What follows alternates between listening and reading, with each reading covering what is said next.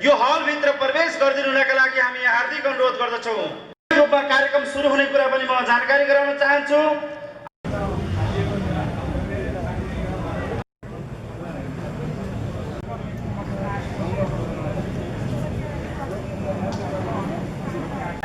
यो कार्यक्रममा सहभागी हुनका लागि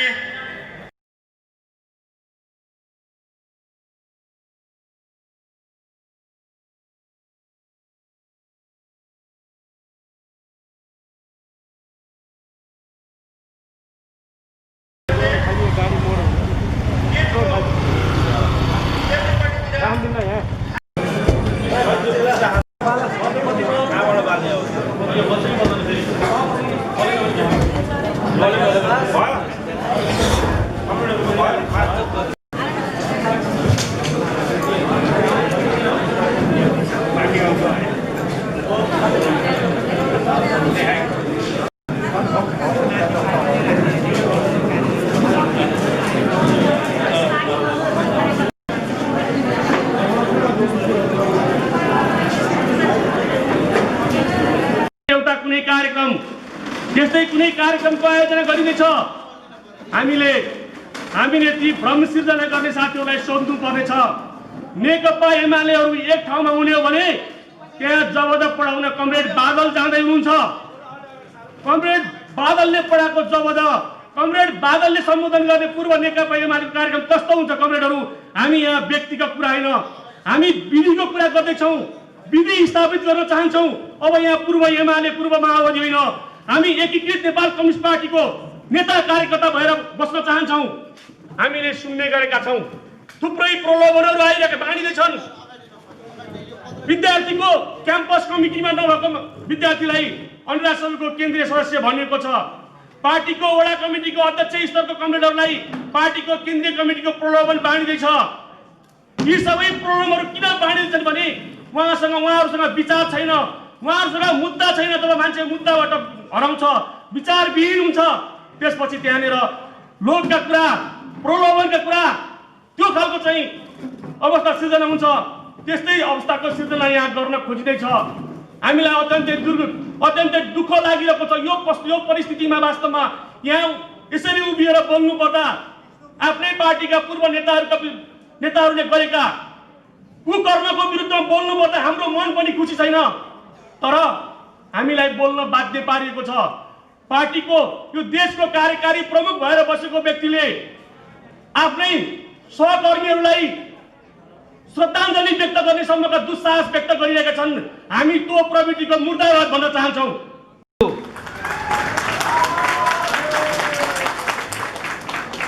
समस्याहरू देखा परेका छन्, सांगठनिक रूपमा समस्याहरू देखा परेका छन्। अनि सांगठनिक समस्यालाई विधि ढङ्गले हल गर्ने कुरा एउटा हुन्छ, पद बाँडेर, प्रलोभन दिएर बाँडेर, आश्वासन दिएर अब संगठन विस्तार गर्ने जमाना गए, त्यो दिन गए। त्यसकारण त्यो बाटोमा लाग्ने कसैले लाग्नुहुन्छ भने त्यो वास्तवमा त्यो गलत बाटो हुनेछ र त्यो गलत बाटोमा नलागिदिनको निम्ति पनि हामी आग्रह गर्न चाहन्छौँ। पार्टीभित्र केपी ओलीले जुन प्रधानमन्त्री हुनुहुन्छ उहाँले आफूलाई आत्मालोचना गरेर सच्याएर आउनुपर्छ। सच्याएर आएर उहाँले निकास दिनुपर्छ। त्यो बाटो त्यो सरकारको निकास दिनुपर्छ।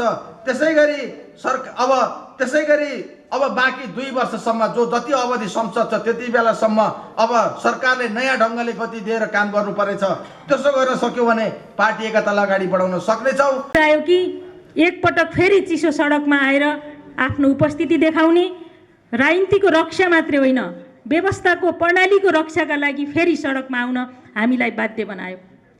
त्यही कारणले अहिले नेपाल कम्युनिस्ट पार्टी नेकपा सडकमा छ र सडकमा एउटा मूल्यको लागि, राजनीतिक प्रणालीको लागि, व्यवस्थाको लागि, जुन व्यवस्था ल्याउनको लागि धेरै शहीदहरूले शहादत प्राप्त गरे, धेरै घाइते साथीहरूको अङ्गभङ्ग भयो, कयौं साथीहरू युद्धमा लडे, कयौं शान्ति प्रक्रियाको शान्तिपूर्ण सडक आन्दोलनमा शहादत प्राप्त गरे, त्यहाँ पनि मान्छेहरू घाइते भए र धेरै नेपाली बाबुआमाका सपनाहरू तिनै शहीदका रगतसँग साटिएको थियो र हामीले एउटा कहिले नखसिने व्यवस्थाको सुनिश्चितताका लागि भनेर लडेका थियौँ 62-63 सालमा।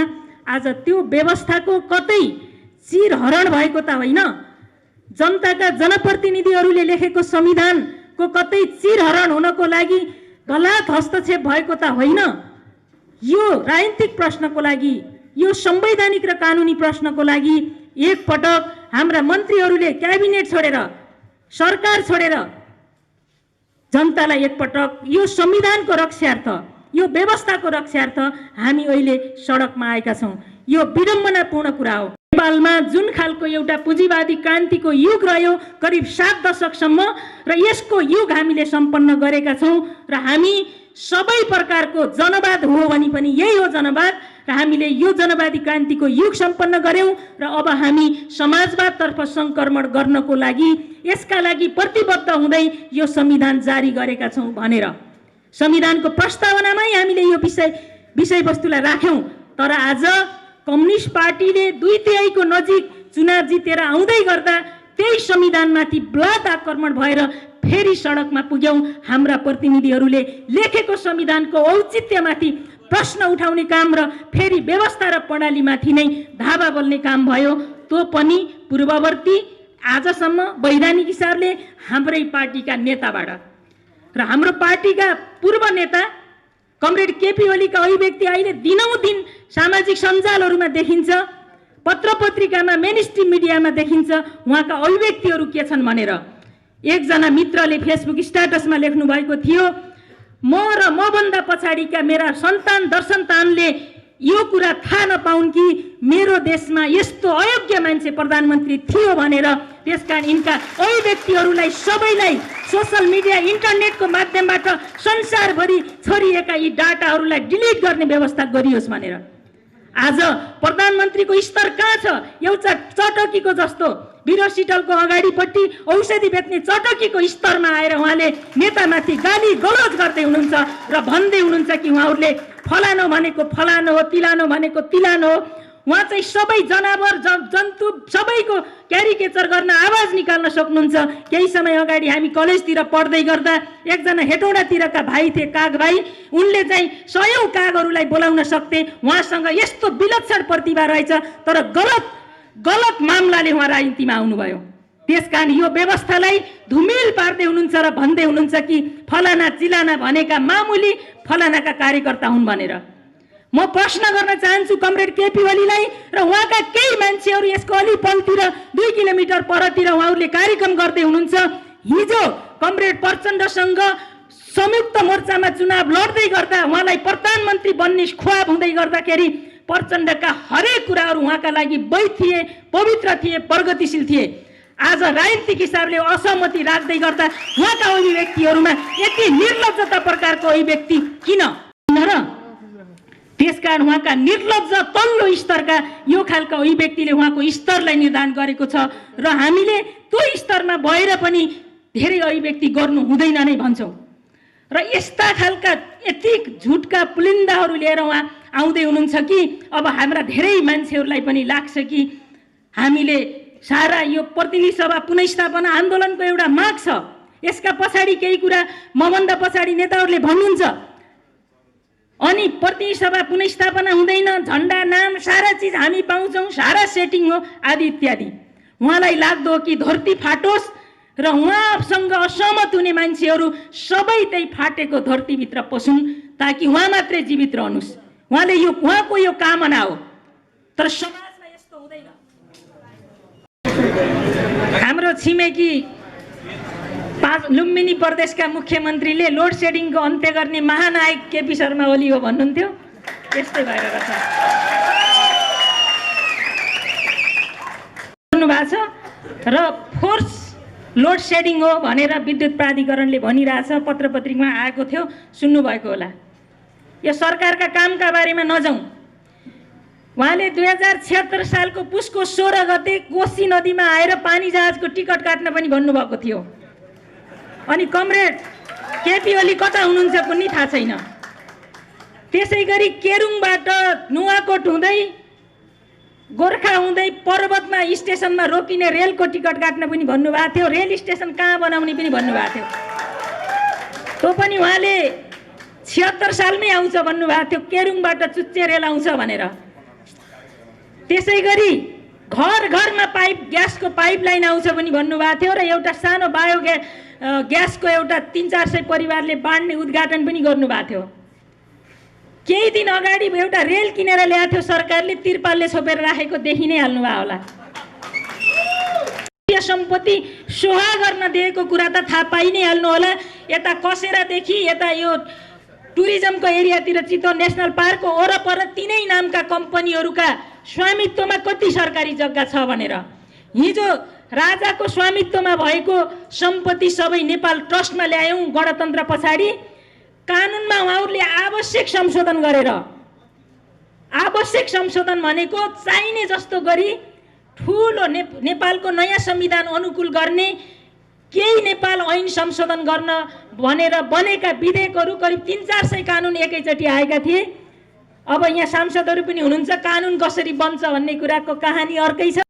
कानुनका ठेलीभित्र हालेर सानसाना फलानु कानुनको फलानु दफाको यति उपदफा हटाउने, नयाँ दफा थप्ने भनेर ल्याएको हुन्छ र एउटा संशोधनभित्र करिब 150 कानुन हुन्छन् र त्यो कम्पाइल गरेको कानुन पढेर संशोधन हाल्न सम्भवै हुँदैन।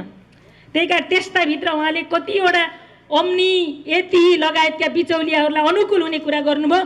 हुँदा अहिले एफटिआईको नाममा कृषिमा पनि ल्याउने कुरा गर्नुभएको रहेछ र विश्वविद्यालयमा पनि ड्रिम युनिभर्सिटी चाहिँ विदेशी पैसा ल्याएर युनिभर्सिटी चलाएर नाफा कमाउनको लागि उहाँले चाहिँ त्यो काम गर्दै हुनुहुन्छ र अहिले केही हिजोका नामोज शिक्षाका माफियाहरू यो काममा लागिरहेका थिए। अब अध्यादेशबाट ल्याउन झन् सजिलो होला संसद नभएपछि। संविधानमा भन्छौँ समाजवादको बाटो, समाजवादमा जाने हो भने आधारभूत हिसाबले शिक्षा र स्वास्थ्यमा राज्यले रोजगारी लगानी बढाउने र शिक्षा र स्वास्थ्य नागरिकको अनिवार्य दायित्व राज्यले बोक्ने भन्ने एउटा आधारभूत शर्त हो समाजवादमा जाने। किनभने समृद्धि बाँड्नको लागि पुँजी चाहिन्छ, ग्रोथ चाहिन्छ, क्यापिटल चाहिँ ठुलो हुनुपर्छ, यो सत्य कुरा हो। ठुल्ठुला उद्योग धन्दा हुनु पर्यो, प्राइभेट सेक्टरले ट्याक्स तिर्न पर्यो, प्राइभेट सेक्टरले रोजगारी सिर्जना गर्नु। कुरा चाहिँ समाजवादका लेख्दै गर्दा हामीले खाली साडी र गाडी ल्याएर बेचेर नाफा खाने बिचौलिया प्रकारको पुँजीवादको प्रवर्तन गर्ने काममा मजाले उहाँ लाग्नु भएको थियो र ठुला पुँजीगत खर्च हुने मन्त्रालयहरू उहाँले आफ्नै मातहत राख्नु भएको छ। हुँदा हिजो अस्ति उप प्रधानमन्त्रीलाई प्रधानमन्त्री कार्यालय, प्रधानमन्त्रीलाई रक्षा मन्त्री बनाएर कार्यविभाजन गरेको त देखि नै हाल्नुभयो।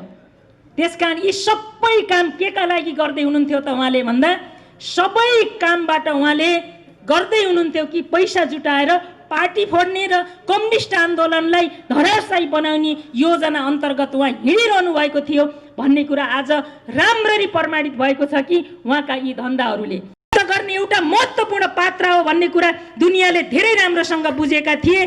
त्यही भएर हामीले यो पार्टी एकता गर्ने बेलामा मेरो कमरेड माधव नेपाल, कमरेड प्रचण्ड या झलनाथ सिनियर नेताहरूप्रति पनि हाम्रो प्रश्न थियो कि तपाईहरूले सैद्धान्तिक मामिलामा छिनोफानो नगरी केपी ओलीले र प्रचण्ड कमरेडले गाला जोड्दैमा पार्टी एकता गर्ने कुरा गलत छ भनेर। तपाईहरूले साङ्गठनिक आधार टुङ्गो गर्नु भएन, सिद्धान्तको कुरा टुङ्गो गर्नु भएन। त्यसपछि महाधिवेशन कहिले गर्ने, जनसङ्गठनहरूको एकता कसरी गर्ने, यी विषयहरू राजनीतिक मामिलालाई स्थगन गरेर जे गर्नु भएको छ यसले अन्ततोगत दुर्घटना मात्रै गराउँछ। हामी भन्दै थियौँ, धेरै ठुलो स्वरले भन्दा पार्टी एकता विरोधी भइएला भन्ने डर पनि थियो, त्यही कारणले भन्न सक्दैनथ्यौँ।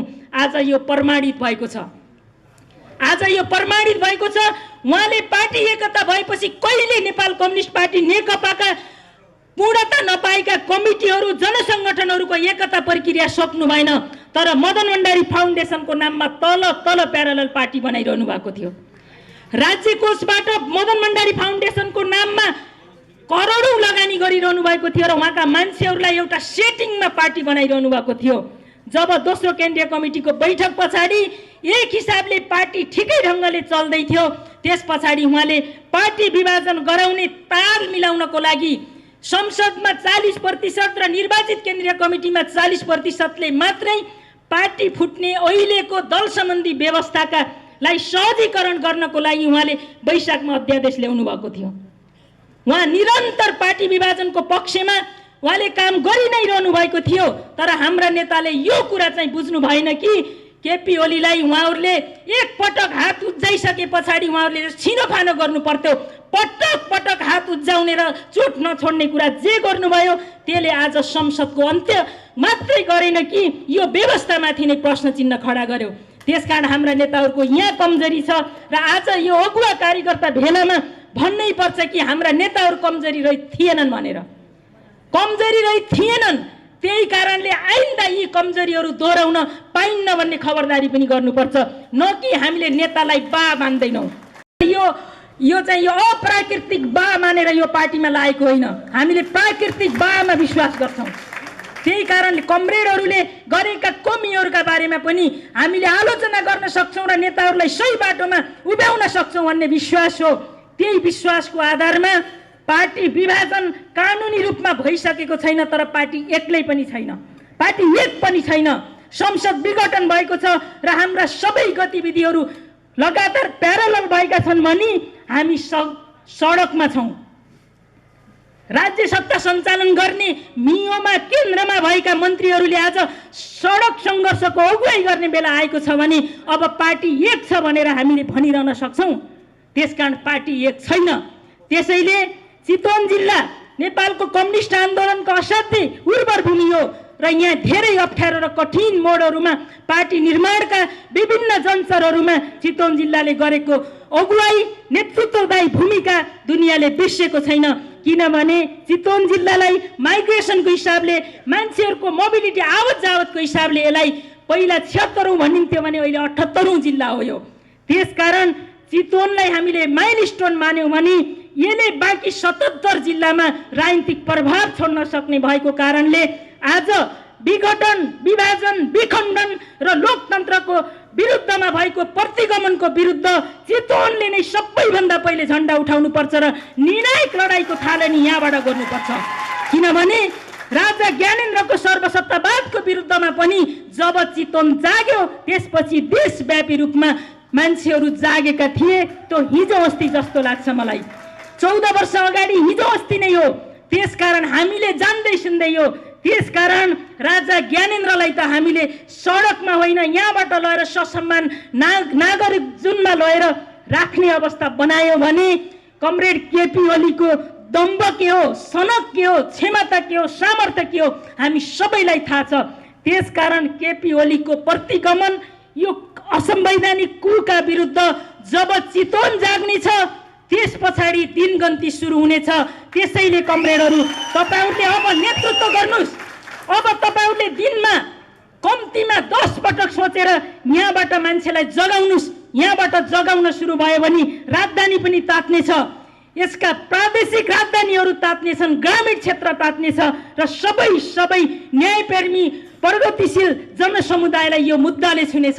यसको अगुवाई गर्नुस्। म यहाँहरूलाई यही आग्रह गर्न चाहन्छु। माधव नेपाल त प्रचण्डका मामुली कार्यकर्ता हुन् अनि यसो भन्दिदा हाम्रो साथीहरूलाई पूर्व एमाले र पूर्व माओवादी भएको धङधङ्गीले छोइहाल्छ।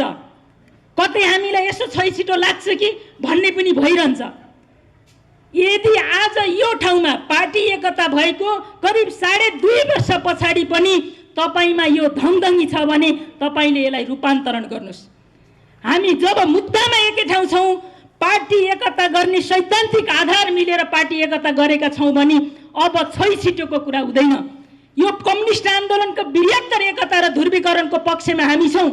अरू बाँकी जे गर्दैछन् कम्युनिस्ट आन्दोलन विरोधी गतिविधि गर्दैछन् भने अब कसैले भन्यो भन्ने कुराका पछाडि लाएर हाम्रा साथीहरूले चित्त दुखाउने अनि भन्दै हुनुहुन्छ कि यो पार्टीको आधिकारिकता कहाँ आउँछ, चिन्ह कहाँ आउँछ, त्यसपछि लागौँला नि।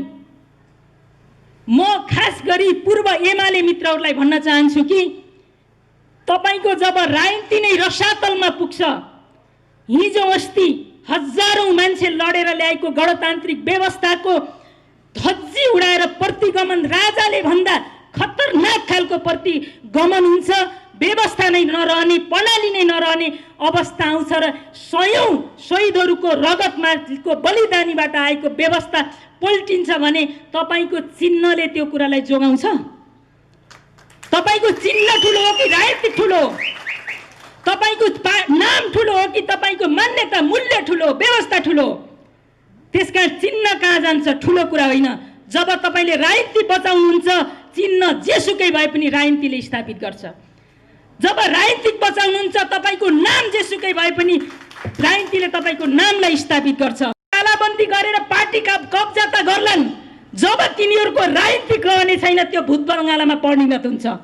त्यसकारण हामी जहाँ रहनेछौँ, हाम्रो राजनीति जहाँ रहनेछ, हामीले झोलामा कार्यालय राखे पनि हाम्रो पार्टी राजनीति मूल्य व्यवस्था सबै चिज स्थापित हुनेछ। त्यसकारण पार्टी कार्यालयले पार्टी बन्ने होइन। 2-4वटा रजिस्टरको रोस्टरमा लेखिएका नामले कम्युनिस्ट पार्टी बन्दैन। कम्युनिस्ट पार्टी मूल्यले बन्छ, विचारले बन्छ। प्रधानमन्त्रीका भाषण 3 घण्टा सुन्नुभयो भने के सुन्नुहुन्छ, के शिक्षा लिनुहुन्छ? हाम्रा छोराछोरीले के शिक्षा लिन्छन्? टेलिभिजनमा 2.5 घण्टा बकबक गरेको हेरिरहँदाखेरि के सिकिरहेका छन् मान्छेले? लाग्दो होला कमेडी। हिजो अस्ति एउटा पपुलर टेलिभिजनमा रियालिटी सो थियो, त्यहाँ नामुदका यङहरू चाहिँ कमेडियन थिए। त्यसकारण बरु कमेडी त तिनै मान्छेहरूले गरिरहेथे, दले दाईहरूले। त्यसकारण त्यो भन्दा पनि रस नभएको कमेडी सुन्नु थिएन हामीलाई। त्यसैले अब देश कमेडियनले बन्ने होइन, देश सोचले बन्ने हो।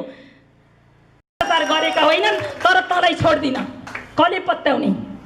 अहिले संवैधानिक परिषद सञ्चालन सम्बन्धी कार्यविधि चेन्ज गरेर उहाँले के भन्दै हुनुहुन्छ? संवैधानिक निकायहरूमा मान्छेको भर्ती गरेर मान्छेलाई तर्साउने।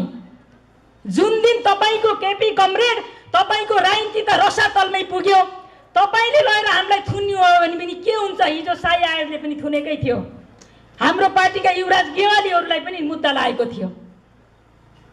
त्यसकारण तपाईँसँग आज सेना, पुलिस, प्रशासन सबै थोक छ, तर तपाईँ कानुन मान्नुहुन्न। हामी मान्छौँ, लगेर थुन्नुहोस्, लाउनुहोस् हक्कडी।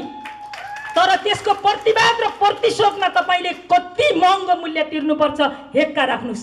आज केही लठैतहरूलाई भर्ती गर्दै हुनुहुन्छ। केही म्यादी केन्द्रीय सदस्य साथीहरू भएका छन्, मक्ख परेर हामी सबै चिज आउँछ भनिरहेछन्। निर्वाचन भइहाल्यो भने म्यादी पररी खुल्छ नि हो। आज चाहिँ विभिन्न म्यादी केन्द्रीय सदस्य नेकपाको नाममा बाँडिएको छ। साथीहरू यसो शपथ ग्रहण गर्दै हिँडेको पनि देखिन्छ। त्यसकारण पार्टी यसरी पनि बन्दैन। पार्टी यसरी बन्नको लागि सबैभन्दा पहिले विचार चाहिन्छ। तपाईको पार्टीको अध्यक्षले रोस्टममा आधी घण्टा उभिएर बोल्दै गर्दा दुनियाँको राजनीतिक व्यवस्थाका बारेमा, आफ्नै समाजका बारेमा, सामाजिक संरचनाका बारेमा, कम्युनिस्ट आन्दोलनका बारेमा र जाने कार्यदिशाका बारेमा के धारणा राख्छ भन्ने आधारमा दुनियाँले जजमेन्ट गर्छन्। आज केपी ओलीको भाषणमा यो देख्नुहुन्छ तपाईहरू। त्यसकारण प्रतिशोधले चाहिँ उहाँलाई अहिले बाँचुन्जेल शक्तिमा रहनको लागि उहाँले संसद विघटन गर्नुभएको छ र केही तर्क गरिन्छ हामीलाई काम गर्न दिएन भन्ने। कुनै अर्थ छैन, कुनै त्यसको कुनै दम छैन र त्यो कुनै तर्क छैन कि संसद विघटन गर्ने जस्तो जघन्य राजनीतिक अपराधलाई त्यसलाई ढाकछोप गर्नका लागि उहाँसँग कुनै तर्क छैन। जबकि संविधानले उहाँलाई यो अधिकारै दिँदैन। यो राजनीतिक प्रश्न हो। सडकबाट छिनोफानो गर्छौँ कमरेड केपी ओली तपाईँको सर्वसाधारण सत्तावादको विरुद्ध। यो राजनीतिक प्रश्न हो। सडकबाट नै यसको छिनोफानो हुनेछ। यो कानुनी प्रश्न हो। त्यसकारण यो अदालतबाट पनि यसको छिनोफानो हुनेछ र यो संवैधानिक प्रश्न होइन। माननीय श्रीमान चोलेन्द्र शमशेरहरूले पनि कान खोलेर सुनुन् कि यो संवैधानिक प्रश्न होइन। संसद विघटन गरेको संवैधानिक प्रश्न त त्यो हो, संविधानको कुनै धारामा व्याख्या गर्ने सन्दर्भमा आयो भने, विवाद आयो भने त्यो संवैधानिक प्रश्न हो। प्रदेश, सङ्घ या स्थानीयको बीचको टेरिटोरियल विवाद संवैधानिक प्रश्न हो। त्यसै गरी प्रदेश र सङ्घका सांसदहरूको निर्वाचनमा आएको विवाद संवैधानिक प्रश्न हो। तर यो संसद विघटन संवैधानिक प्रश्न होइन, यो कानुनी प्रश्न हो। कानुनी प्रश्नमा 21 जना न्यायाधीश हुने सर्वोच्च अदालतमा चोलेन्द्र शमशेरको इसारामा चल्ने 5 जनाको संवैधानिक बेन्चले त्यो फैसला हेर्न, त्यो निर्णयको जजमेन्ट गर्न पाइँदैन। यसलाई चाहिँ वृहत इजलासबाट हेरिनुपर्छ भन्ने हाम्रो दलिल हो। त्यसकारण न्यायलाई हिजो हुन त डोनाल्ड ट्रम्पको अमेरिकाको सर्वोच्च अदालतमा पनि डोनाल्ड ट्रम्पले नियुक्ति गरेका 9 जना जजहरू थिए। तर डोनाल्ड ट्रम्पका हरेक प्रस्तावहरूलाई तिनै जजेसहरूले नै फेलियर बनाएका हुन्। त्यसकारण लाग्दो होला कि न्यायलाई पनि भोरेको छु भनेर, तर जो पनि न्यायको सर्वमान्य सिद्धान्तलाई आत्मसात गर्छन् भने केपी ओलीको गैर संवैधानिक अराजनीतिक यो कदमको विरुद्धमा न्यायलाई उभिनेछ भन्ने कुरा हामी विश्वस्त छौँ।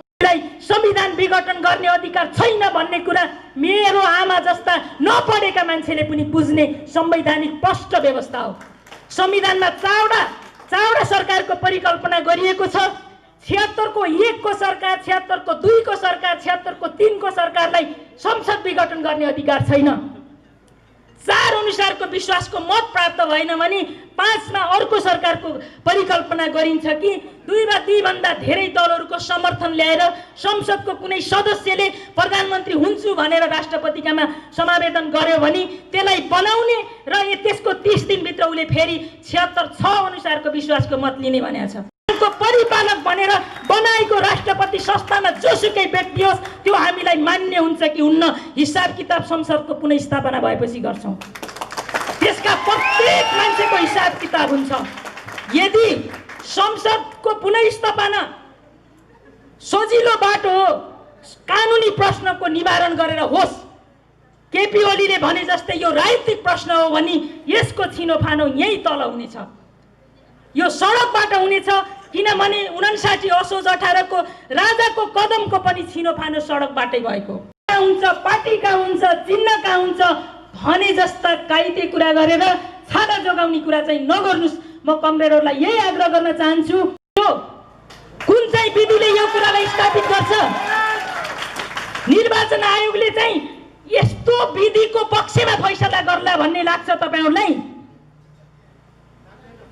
441 जनाको केन्द्रीय कमिटीमा 70 जना बस्ने, 1000 जना मान्छे थपेर बहुमत पुर्याएको केन्द्रीय कमिटीले आधिकारिकता पायो भने, पाउँछ भन्ने लाग्छ भने हामीले अनुमान गरौँ कि पानीमा पनि आगो लाग्न सक्छ भनेर। प्रज्वलनशीलता हुनुपर्छ।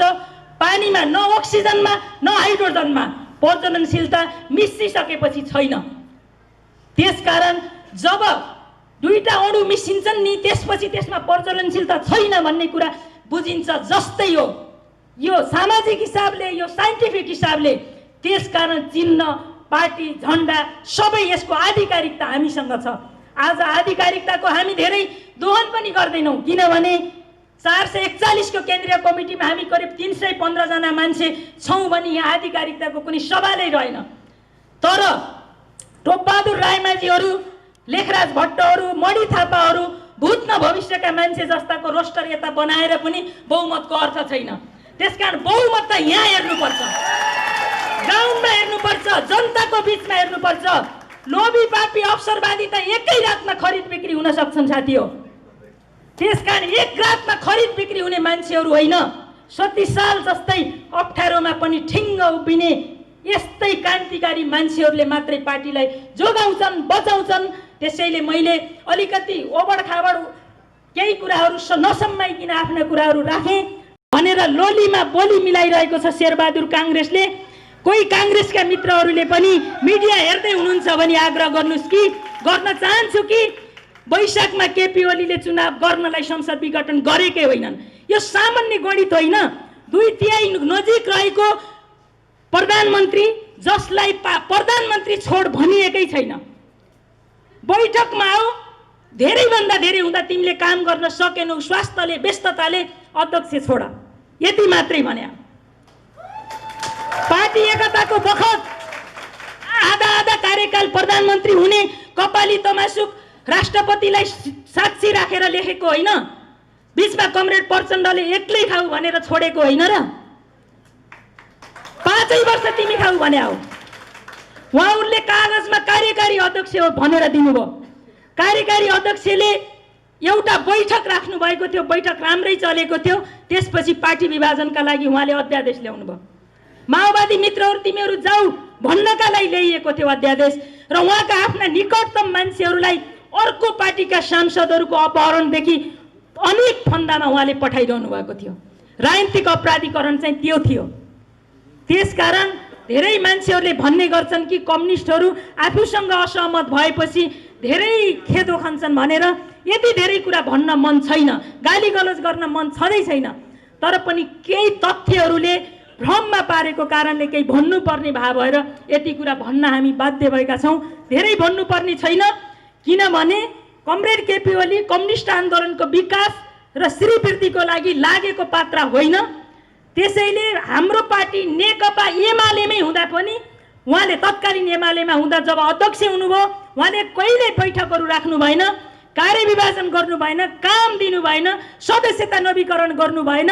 उहाँले पार्टीकोलाई प्राइभेट कम्पनी जस्तै कब्जा गर्नुभयो र उहाँले चाहिँ प्राइभेट कम्पनीको सेयर आफ्नो नाममा राखे जस्तै उहाँले राख्नु मात्रै भयो। त्यसकारण उहाँले त्यो पार्टी चलाउने उहाँको मकसदै थिएन। पार्टी एकता भएपछि पनि उहाँले यही गर्नुभयो। त्यसैले जसले गतिमा विश्वास गर्छ, कम्युनिस्ट आन्दोलनलाई ध्रुवीकरण गर्न चाहन्छ, यो शक्ति कम्तीमा हामी एक ठाउँ भएका छौँ र नेपालको कम्युनिस्ट आन्दोलनको मूल प्रवाह यही नै हो, सङ्घर्ष नै सञ्चालन हुन्छ। त्यसकारण यो सबै हुनको लागि मान्छेमा सबैभन्दा पहिले सोच चाहिन्छ, विचार चाहिन्छ, सङ्कल्प चाहिन्छ, योजना चाहिन्छ। त्यसले मात्रै हामीलाई सही बाटोमा लान्छ।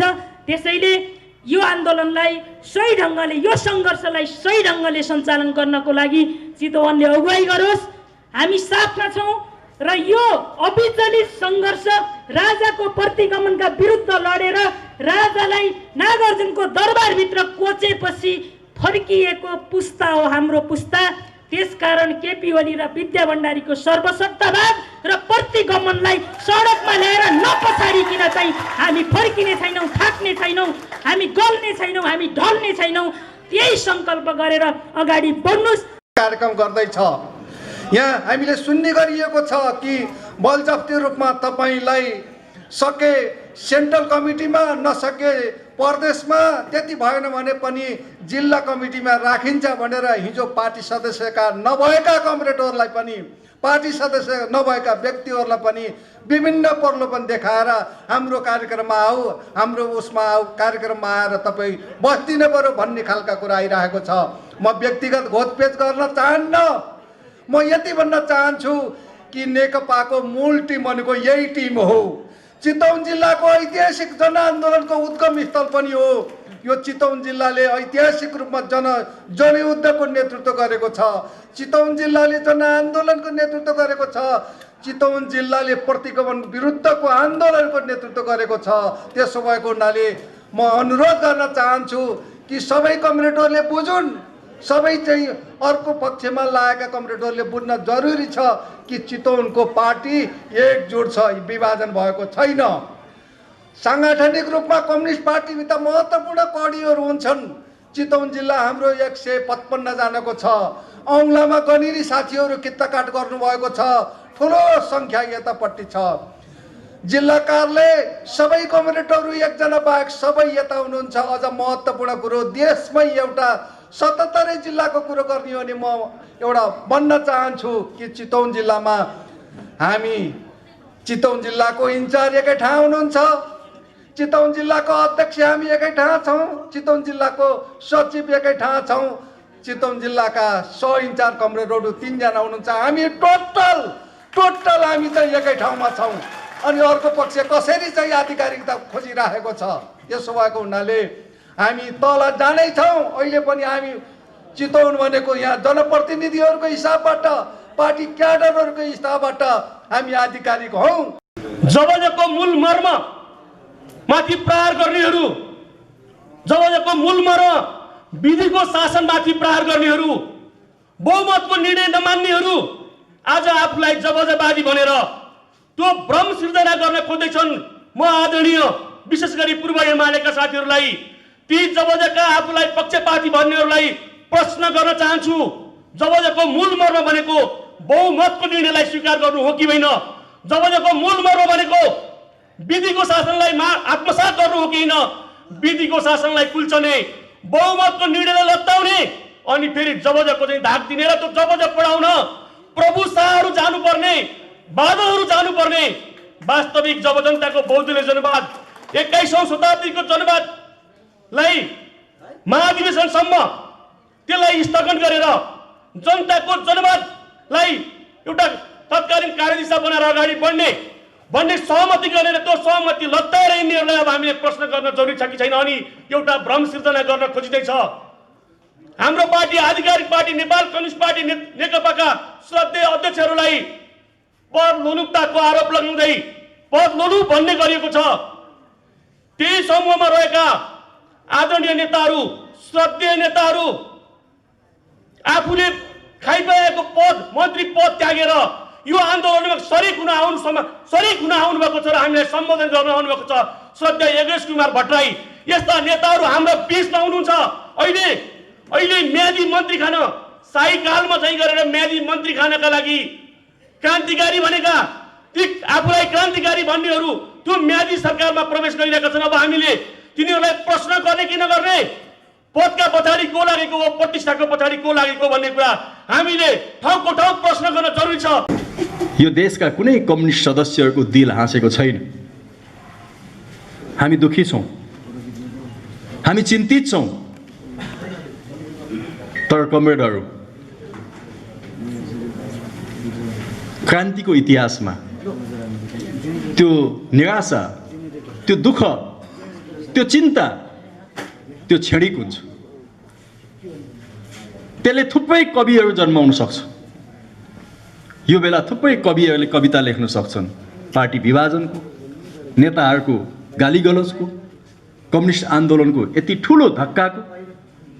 तर एउटा क्रान्तिकारी सदस्यले कवितामा मात्रै आफूलाई सीमित गर्दैन, त्यो फेरि नयाँ ढङ्गले जाग्छ। नयाँ ढङ्गले पुनर्गठन गर्न हामी सक्षम छौँ, हामी पछि हट्दैनौँ, हामी अगाडि बढ्यौँ भन्ने एउटा साझा शपथ ग्रहण पनि हो। म सम्पूर्ण कमरेडहरूलाई यो शपथ ग्रहणमा जो भाग लिनुभएको छ म आभार व्यक्त गर्न चाहन्छु। र आज केही गोठबाट दाम्लो चुडाएर भागोस् त्यति मात्रै भयो, किनकि त्यो बदुवा मजदुर जस्तो भएर त्यहाँ नबसोस्। उसका बारेमा जे कथा लेखियो, उसका बारेमा जे कविता लेखियो, जे उपन्यास लेखियो, मलाई त लाग्दैन कि त्यो बदुवा मजदुर जस्तो भएर त्यहाँ बस्छ भन्ने लाग्दैन। त्यसकारण त्यो बादल पनि गर्जिनका निम्ति, बर्सिनका निम्ति अर्को पटक आयोजना हुने यस्तै मञ्चमा हामीसँगै यहाँ आओस्, म त्यो पनि कामना गर्न चाहन्छु। कमरेडहरू, हाम्रा प्रधानमन्त्रीको, मलाई प्रधानमन्त्रीको बारेमा धेरै टिप्पणी गरेर आफै लज्जित हुनु छैन, किनकि नेपालमा आज सबभन्दा लज्जित भाषण कसैले गर्दैछ भने हाम्रा प्रधानमन्त्रीले गर्दै हुनुहुन्छ। उहाँका बारेमा थप टिप्पणी गरेर हामी सबै किन लज्जित हुने? उहाँलाई त्यस्तै छोडिदिउँ, उहाँलाई त्यस्तै छोडिदिउँ। अब त्यसकारण मैले एक ठाउँ भनेको थिएँ, आजको यो क्रान्ति र प्रतिक्रान्तिको लडाइँमा हाम्रा प्रधानमन्त्री प्रतिक्रान्तिको कित्तामा उभिनु हो, हामी क्रान्तिको कित्तामा उभियौँ। त यसको जित हाम्रा प्रधानमन्त्रीको पनि जित हो, यो क्रान्तिको जित। किनभने प्रतिक्रान्तिले उहाँको जीवन रक्षा गर्दैन, उहाँको राजनीतिक रक्षा गर्दैन, क्रान्तिले नै उहाँको रक्षा गर्ने हो। त्यसैले आज उहाँ हाम्रो कित्तामा नभए पनि यो कित्ताको लडाइँले केपी ओलीको राजनीतिक जीवनको पनि रक्षा गर्छ। किनभने हामी त्यस्ता अमानवीय मान्छे होइनौँ जसले मानवतालाई बिर्सोस्, जसले सामान्य संवेदनशीलतालाई बिर्सोस्। हामीले त्यस्तो प्रधानमन्त्री पायौँ, कति भाग्यमानी हामी, जसले जिउँदै नेताहरूलाई श्रद्धाञ्जली वक्तव्य दिन्छ। हिजो मात्रै उहाँले श्रद्धाञ्जली दिनुभयो माधव नेपाल र प्रचण्डलाई। यो धरती छक्क पर्यो, हामी सबै छक्क पर्यो। के भन्दै हुनुहुन्छ केपी ओलीले? उहाँ होसमा त हुनुहुन्छ, उहाँ ठेगानमा त हुनुहुन्छ, उहाँ सन्तुलनमा त हुनुहुन्छ। हाम्रो संविधानले लेखेको छ कुनै पनि सार्वजनिक पद धारण गरेको मान्छेको पद त्यति बेला बर्खास्तीमा पर्छ अथवा उसको पद रिक्त हुन्छ जति बेला उसले मानसिक सन्तुलन गुमाउँछ।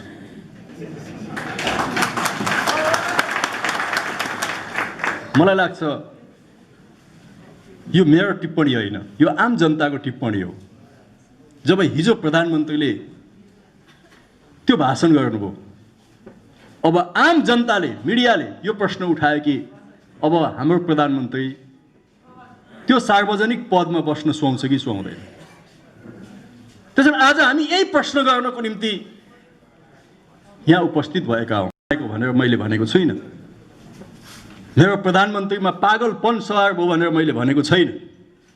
त्यो मेरो आरोप होइन, त्यो मेरो निष्कर्ष पनि होइन।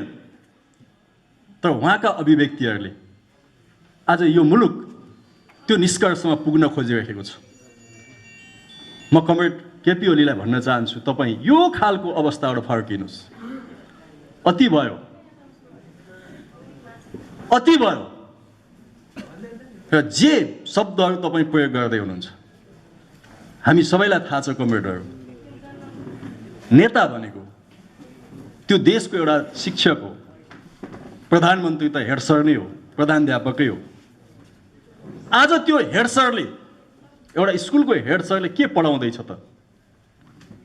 यो मुलुकलाई के पढाउँदैछ हाम्रो प्रधानमन्त्रीले? अशिष्टता, गाली गलोज, भण्डाफोड, अमानवीयता, निकृष्टता। हामी कस्तो समाज बनाउँदैछौँ? कस्तो समाज उहाँले बनाउन खोज्दै हुनुहुन्छ? आज यही प्रश्न हो कमरेडहरू। र उहाँ एक खालको, मलाई लाग्छ कतिपय व्यक्तिहरूले व्यवस्था बाहिरबाट, संविधान बाहिरबाट, कानुन बाहिरबाट त्यो राज्यमाथि, त्यो व्यवस्थामाथि, त्यो संविधानमाथि आक्रमण गर्छन् र त्यस्तालाई कतिपयले आतङ्कवादी भन्छन्। आज प्रधानमन्त्रीले स्वयं व्यवस्थाभित्र बसेर संविधानलाई निर्लज्जताका साथ खिल्ली उडाइरहनु भएको छ, व्यवस्थाको भण्डाफोड गरिरहनु भएको छ, र यो प्रणालीलाई ध्वस्त बनाइरहनु भएको छ भने आज नेपाली जनताले भन्ने छन् कि सिंहदरबार र बालुवाटारमा बसेर यो आतङ्कवाद छोड्नुस्, हामीले त्यो भन्नुपर्नेछ। अब आतङ्क मचाइरहनु भएको छ। त्यसकारणले कमरेडहरू, हाम्रो रगत र पसिनाले बनाएको संविधान, कुनै व्यक्तिको सनकले त्यो संविधान आज तहस नहस हुँदैछ। त्यसकारण त्यो संविधानको अपनत्व लिनको निम्ति, त्यो संविधान मैले बनाएको हुँ, मेरो प्रतिनिधिले बनाएको, खबरदार त्यो संविधान च्यात्न पाइँदैन भन्नका निम्ति तपाईँ यहाँ आउनुभएको छ, हो कि होइन? मलाई यही लाग्छ। हामी किन यो भन्दैछौँ? पौष 5 गते हाम्रा प्रधानमन्त्रीले संविधानमा हुँदै नभएको व्यवस्थालाई प्रयोग गरेर जनताको जनप्रतिनिधिमूलक निकाय प्रतिनिधि सभाको विघटन गर्नुभयो। र आज हामी यसमै बहस गर्दैछौँ के यो गर्न पाइन्छ? संविधानमा यो छ? संविधानमा छ भने देखाउनु पर्यो कहाँ छ। 2047 सालको संविधानमा थियो। 2047 सालको संविधानको धारा चाहिँ 53 को 4 मा जो संविधान मसँग छ त्यसले के भन्थ्यो भने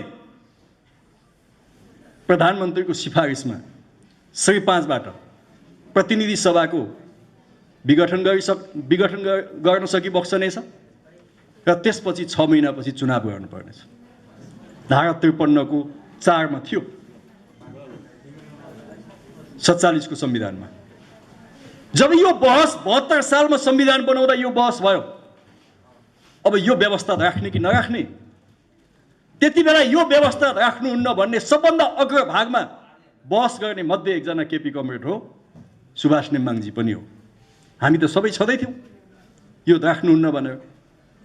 प्रचण्डले पनि भन्नुभएको थियो, माधव नेपालले पनि भन्नुभएको थियो, सबैले भनेकै थियो। त्यो बेला आज पनि हामीलाई सम्झना छ सुभाषजी जो संविधान सभाको अध्यक्ष हो, उहाँले के भन्नुभयो भने प्रधानमन्त्रीको हातमा यदि यो छडी दिने हो भने कुनै पनि बेला प्रधानमन्त्रीले यो छडी संसदमाथि चलाउँछ तर संसदको घाँटी निमोड्छ। त्यसकारण प्रधानमन्त्रीको हातबाट यो छडी झिक्नुपर्छ। सुभाषजीको शब्द हो त्यो। र हाम्रा अहिलेका प्रधानमन्त्रीजीको पनि त्यही बनायो। त्यसपछि 72 सालको संविधानमा यो कुरा हटाइयो। तर आज प्रधानमन्त्रीले धारा 76 को कुरा गर्नुहुन्छ।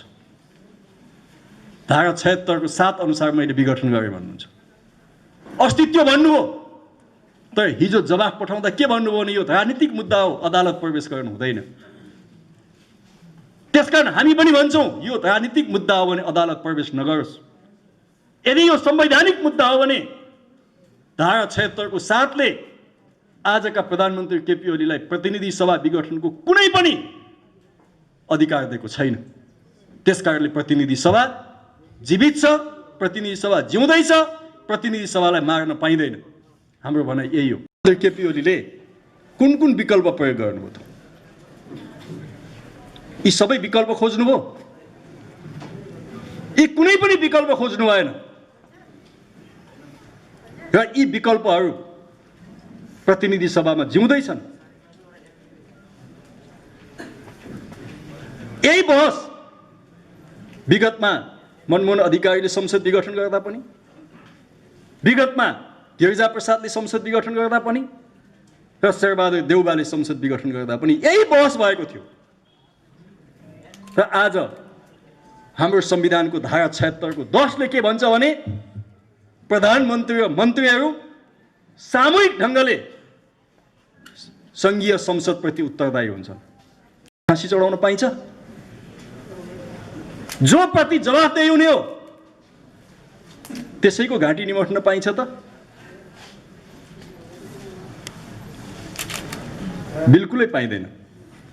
त्यसैले आज हामीले भनिरहेका छौँ कि यो घोर असंवैधानिक हो।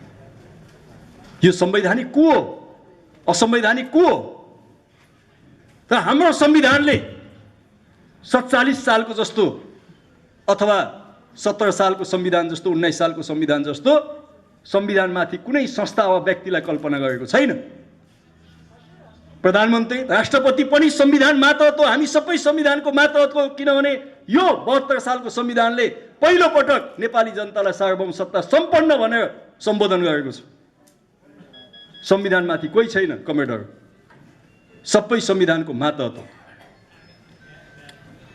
अघि पनि यहाँ चर्चा भयो, हामी बहुदलीय जनवादी एक हौँ। म कमेडरलाई भन्न चाहन्छु, म पनि बहुदलीय जनवादी हो। म नेकपा एमालेको 5औं महाधिवेशनको प्रतिनिधि हो, जहाँ मैले मदन भण्डारीको विचारलाई भोट हालेको मान्छे हो। त्यो बहुदलीय जनवादका केही पक्षहरू म तपाईँलाई सम्झाउन चाहन्छु। र संसदलाई बाइपास कसरी यो विधिको शासन हुन्छ? दोस्रो पक्ष त्यो हो। तेस्रो पक्ष शक्ति पृथकीकरण, त्यो भनेको कार्यपालिका, व्यवस्थापिका र न्यायपालिका यी स्वतन्त्र छन् र एक अर्काको बीचमा नियन्त्रण र सन्तुलनको सिद्धान्तबाट चल्छन्। एकले अर्कोको काममाथि हस्तक्षेप गर्न पाइँदैन। शक्ति पृथकीकरणको सिद्धान्त त्यही हो। तर आज कार्यपालिकाले दिन दहाडै व्यवस्थापिकामाथि आक्रमण गरेको छ। कसरी शक्ति पृथकीकरण भयो? कसरी उहाँ बहुदलीय जनवादी हुनुभयो? र बहुदलीय जनवादको अर्को पक्ष हो बहुमतको सरकार, अल्पमतको विपक्ष। आज पार्टीभित्र हरेक मञ्चमा उहाँ अल्पमतमा पर्दै जानुभयो अनि संसद विघटनतिर जानुभयो र भन्नुभयो कि मलाई पार्टीले सहयोग गरेन। यदि उहाँ बहुदलीय जनवादी भएको भए उहाँ त पार्टीमा बहुमत बनाउन लाग्नु पर्थ्यो नि। बहुमतमाथि शासन गर्न कहाँ पाइन्छ बहुदलीय जनवादीले? आज पार्टीमा बहुमत कोसँग छ? हामीसँग छ। सचिवालयमा, स्थायी कमिटीमा, केन्द्रीय कमिटीमा, संसदीय दलमा, प्रतिनिधि सभामा, सब ठाउँमा बहुमत कोसँग छ? हामीसँग छ। यदि उहाँ बहुदलीय जनवादी भएको भए पार्टी स्थायी कमिटीमा बहुमत बनाउन जानु पर्थ्यो, केन्द्रीय कमिटीमा बहुमत बनाउने कोसिस गर्नु पर्थ्यो, संसदीय दलमा बहुमत बनाउने कोसिस गर्नु पर्थ्यो नि त। तर उहाँले त्यो केही पनि बाटोमा जानु भएन। उहाँ कहाँ जानुभयो त भन्दा अल्पमतले बहुमतमाथि तानाशाही लाद्न जानुभयो। आज बहुदलीय जनवादी भनेर झन्डा बोक्ने हिँड्ने साथीहरू सायद हिजो बहुदलीय जनवादको सबभन्दा ठुलो बहस हुँदा जन्मेका पनि थिएनन् होला। आज ती साथीहरू बहस गर्दैछ, न पढेका छन् न लेखेका छन्। के छन् त भन्दा I am with KP Oli त्यति जानेका छन्। पढ्नु पर्यो नि त, पढ्नु पर्यो। कुन चाहिँ बहुदलीय जनवादको स्कुलमा पढ्नु हो, कुन चाहिँ बहुदलीय जनवादको विश्वविद्यालयको सर्टिफिकेट छ देखाउनुहोस् त। कहीँ छैन। 10वटा ठाउँमा फेल भएको छ, 10वटा विषयमा ब्याक लागेको छ बहुदलीय जनवादको, अनि बहुदलीय जनवादी भनेको छ। त्यसकारणले म कमरेडहरूलाई भन्न चाहन्छु, बहुदलीय जनवाद कसले छोड्यो? आज यही बहस हो भने यही बहसमा हामी उत्रियौँ न। म तपाईँलाई पार्टी एकताको बेलाका एउटा दस्तावेज म त यहाँ तपाईँलाई भन्न चाहन्छु। यो 2075 साल जेठ 2 गते कमरेड केपी ओली र प्रचण्डले सही गरेको डकुमेन्ट हो, 5 बुँदे डकुमेन्ट छ। यसको साक्षी बसेका छन् विष्णु पौडेलजी र जनार्दन शर्माजी। यसमा के लेखिएको छ? नम्बर 1 बुँदामा कमरेडहरू यही हेर्नुहोस्, उहाँहरूले के लेख्नुभएको छ भने जनताको बहुदलीय जनवाद, 21औं शताब्दीमा जनवाद र माओवाद सम्बन्धी राजनीतिक मान्यतालाई परिवर्तित नयाँ सन्दर्भमा विकसित र परिमार्जित गरी समाजवाद उन्मुख जनताको जनवादका रूपमा अगाडि बढाउने। आगामी एकता महाधिवेशनमा वैचारिक राजनीतिक विषय एवं नेतृत्व निर्माण र सङ्गठन सम्बन्धी विषयमा अल्पमत बहुमतका आधारमा नभई सहमति र समझदारीको आधारमा टुङ्गो लगाउने। के भनेको यो? बहुदलीय जनवाद र 21औं शताब्दीको जनवादलाई नयाँ सन्दर्भमा समाजवाद उन्मुख जनताको जनवाद भन्ने। सही कसको छ त भन्दा यहाँपट्टि केपी ओलीको, यतापट्टि प्रचण्डको, यता विष्णु पौडेलको, यता जनार्दनको। यो सही केपी ओलीको हो कि होइन? कसले छोड्यो बहुदलीय जनवाद? आज घरिघरि सपनामा सम्झना आयो होइन बहुदलीय जनवाद?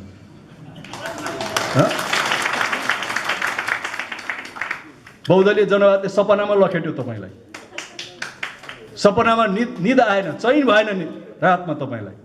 अनि आज बहुदलीय जनवादको झझल्को आयो। बहुदलीय जनवादको कविता लेख्नुहोस्। तपाईँले आफै बहुदलीय जनवादको घाँटी निमोठिसक्नुभयो। बहस यो हो कमरेड। 75 साल जेठको 3 गते पार्टी एकता गर्दा दुवै अध्यक्षले हस्ताक्षर गरेर बुझाएको राजनीतिक प्रतिवेदन छ, जसको चाहिँ पेज 11 मा भनिएको छ। अबको हाम्रो कार्यक्रम समाजवाद उन्मुख जनताको जनवाद, त्यो कुरा मैले अघि भनिहालेँ। विधानको प्रस्तावनामा भनिएको छ, जुन अध्यक्ष केपी ओली र प्रचण्डले सही गरेर बुझाउनु भएको छ, त्यो विधानको प्रस्तावनामा के भन्नुहुन्छ भने आजका मितिबाट हामी नेपाल कम्युनिस्ट पार्टी, एकीकृत मार्क्सवादी लेनिनवादी अथवा एमाले र नेपाल कम्युनिस्ट पार्टी एकीकृत माओवादी केन्द्रलाई विधिवत रूपमा विघटन गर्दै नेपाल कम्युनिस्ट पार्टी नेकपा बनाउन सहमत भएका छौँ। विधानमा लेखेर प्रस्तावनामा त्यो छ। अनि नेकपा विघटन कसले गर्यो? आफै गर्नु भएन, एमाले विघटन। एमाले विघटनको हस्ताक्षरमा आफै सही गर्ने, बहुदलीय जनवाद छोडेको हस्ताक्षरमा आफै सही गर्ने। र आज उत्पात बहुदलीय जनवादी, उत्पात एमाले भएर निस्किने। कि भन्नुहोस् न त, हिजो त्यो एकता गरेर त्यो हस्ताक्षर गरेर मैले गल्ती गरेँ, म पश्चाताप गर्छु। एकपल्ट काशीमा गएर नुहाएर आउनुहोस्, जानुहोस्।